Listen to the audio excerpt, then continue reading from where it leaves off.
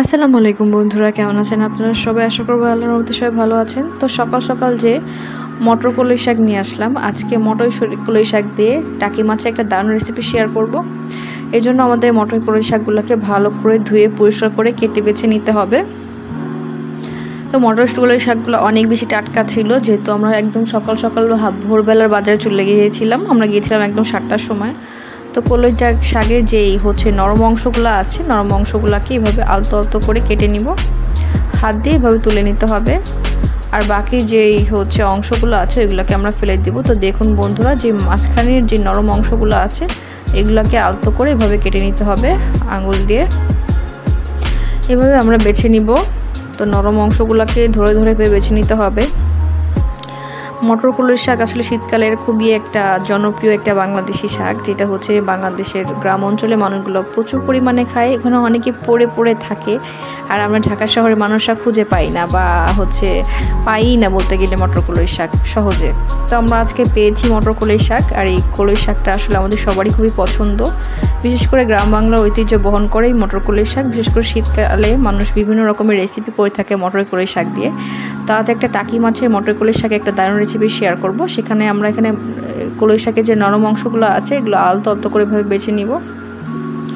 দেখুন বন্ধুরা, আমরা শুধু নরম অংশগুলোকেই কিন্তু নিচ্ছি, আর বাকি যে অংশগুলো আছে এগুলো কিন্তু আমরা ফেলে দিব। তো আমরা শুধুমাত্র নরম অংশগুলোকে নিয়ে বাকি যে ছাবার অংশগুলো আছে এগুলো করবো কি আমরা ফেলে দিব, কারণ এগুলো অনেক বুড়া অংশ, এগুলো আমরা নিব না। তো আমরা এখন চুলায় বসিয়ে দিব কড়াই বসিয়ে 5-6টা দিয়ে দিলাম পেঁয়াজ কুচি দিয়ে দিলাম। পেঁয়াজ কুচি হালকা বন্ধুরা আমরা হালকা হালকা করে ভেজে নিব।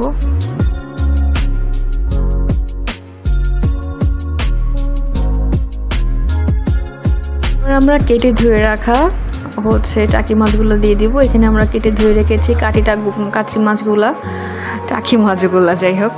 এখন টাকি মাছগুলোর মধ্যে দিয়ে দিব লবণ, দিয়ে দিব বাকি মশলাগুলা। টাকি মাছ এমনিতেই খেতে খুবই ভালো লাগে, টাকি মাছের ভর্তা, টাকি মাছ ভুনা, টাকি মাছের ঝোল। তো আমরা এখানে লবণ দিয়ে হলুদ দিয়ে ভালোভাবে মাখাই নিব। তো আমরা এখন ভালোভাবে পিঠ উল্টায় পাল্টায় মাখাই নিচ্ছি। বন্ধুরা, কার কার টাকি মাছ পছন্দ অবশ্যই কমেন্টে জানাবেন। টাকি মাছ কিন্তু আমার খেতে খুবই ভালো লাগে। তো আমরা এখানে টাকি মাছগুলোকে পেঁয়াজের সাথে একটু হালকা করে ভেজে নিব। তো আমরা একটু ভালো করে নেড়ে চেড়ে ভেজে নিচ্ছি। দেখুন বন্ধুরা, আজকে সকাল সকাল বাজারে যে একটু ক্লান্ত লাগতেছে, বাট সকালের যে ভিউটা না এত সুন্দর ছিল, মাশাআল্লাহ, বলার থেকেও বাইরে। সকাল সকাল কিন্তু ঘুরতে যেতে অনেক বেশি ভালো লাগে। কে কে আছে যে সকালে ঘুরতে খুবই পছন্দ করেন?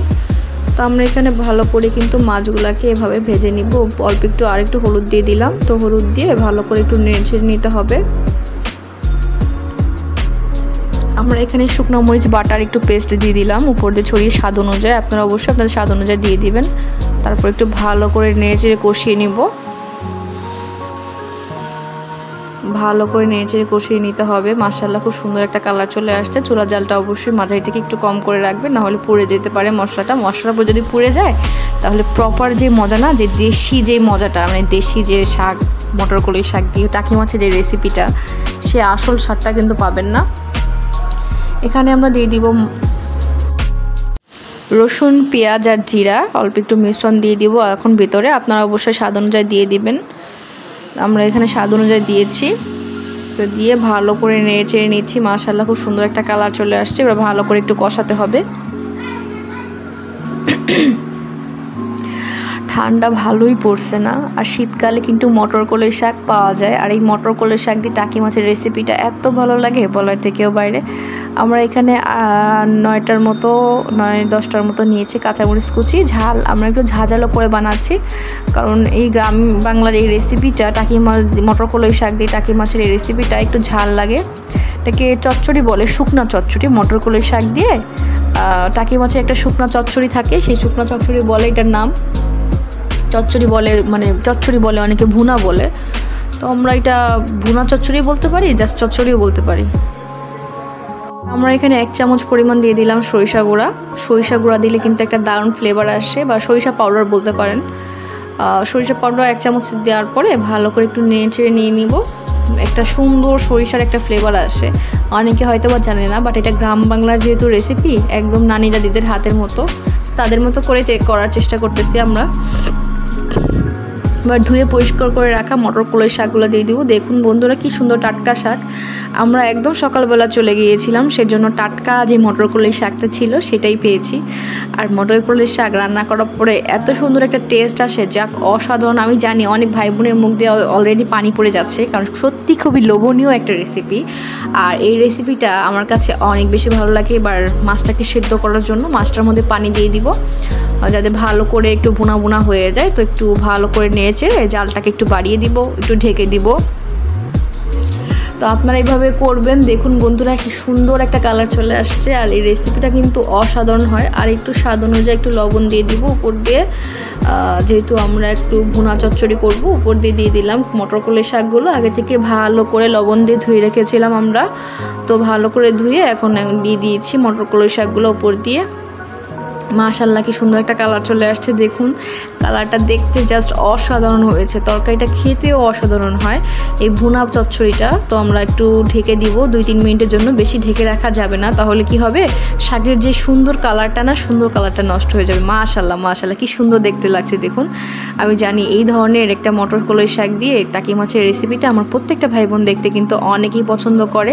আর যেহেতু একটা বাংলাদেশের একটা জনপ্রিয় রেসিপি, আশা করব আমার প্রত্যেকটা ভাই বোনই একবার হলেও এই টাকি মাছ দিয়ে আর মটর কলাই শাকের রেসিপিটা বাসায় করে খাবেন। দেখুন যদি ভাত বেশি লাগে আমার কিন্তু দোষ না, কারণ এই তরকারিটা বা এই ঝোলটা বা এই ভুনাটা চচ্চড়িটা রেসিপিটা এতটাই মজার হয়। এই রেসিপিটা যখন বাসায় আমরা তৈরি করি না, আমি একটু বেশি ভাত খাই। তো আমিও আপনাদের অ্যাডভাইস করব, যদি মুখে কারো রুচি না থাকে তাহলে রুচি ফিরায় আনতে জন্য এই শীতকালে কিন্তু এই মটর কলাই শাকটা একদম মিস করবেন না। কালকেই বাজারে যে মটর কলাই শাক আনবেন, সাথে টাকি মাছ নিয়ে আসবেন, আর অবশ্যই এই অসাধারণ একটা রেসিপিটা অবশ্যই বাসায় তৈরি করে খাবেন কিন্তু আপনারা।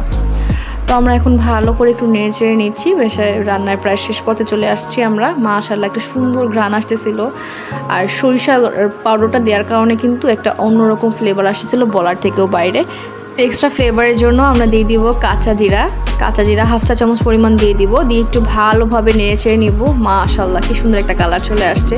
তো এই শাক দিয়ে মটর কলাই শাকের রেসিপিটা একবার হলে বন্ধুরা বাসায় তৈরি করে খাবেন। টাকি মাছ দিয়ে যে মজা লাগে না, আমি পার্সোনালি আপনাদের কাছ থেকে রিকোয়েস্ট করছি কালকে বাজার থেকে মটর কলাই শাক আনেন, আর এই টাকি মাছ এই মজাদার সুস্বাদু রেসিপিটা একবার হলে বাসায় তৈরি করে খাবেন। আর রেসিপিটা যদি ভালো না লাগে তখন বললেন কেমন হয়েছে, রেসিপিটা অসাধারণ হয়। তো আমরা আরেকটু ফ্লেভারের জন্য প্রায় 5-6টা কাঁচামরিচ নিয়ে নিব। তো কাঁচামরিচ একটু বেশি দিয়েছি, আমরা একটু ঝাল বেশি খাই। আর এই তরকারিটার একটা স্পেশালিটি একটু ঝালটা বেশি, আর শীতকালে একটু ঝাল না হলে না হয় না। একটা শীতকালে একটা এরকম ঝাঁঝালো একটা রেসিপি খাবেন, আর রেসিপিটা কেমন হয় অবশ্যই গরম ভাতের সাথে তৈরি করে খাবেন। একদম শুকনো করে ফেলবো আমরা। তো আমরা একটু পরে পরিবেশন করে দেখাচ্ছি। মাশাআল্লাহ খুব সুন্দর একটা কালার চলে আসছে, আর রেসিপিটা এত মজা লাগে বলার থেকে বাইরে। আর মটর কলাই শাক দিয়ে এই চচ্চড়িটা একদম শুকনো চচ্চড়ি যাকে বলে, শুকনো ভুনা চচ্চড়ি, অনেক ভালো লাগে। যখন আমি গ্রামের বাড়িতে বেড়াতে যাই তখন এই ধরনের রেসিপি খাই। তো কেমন লাগলো অবশ্যই কিন্তু কমেন্টে জানাবেন বন্ধুরা।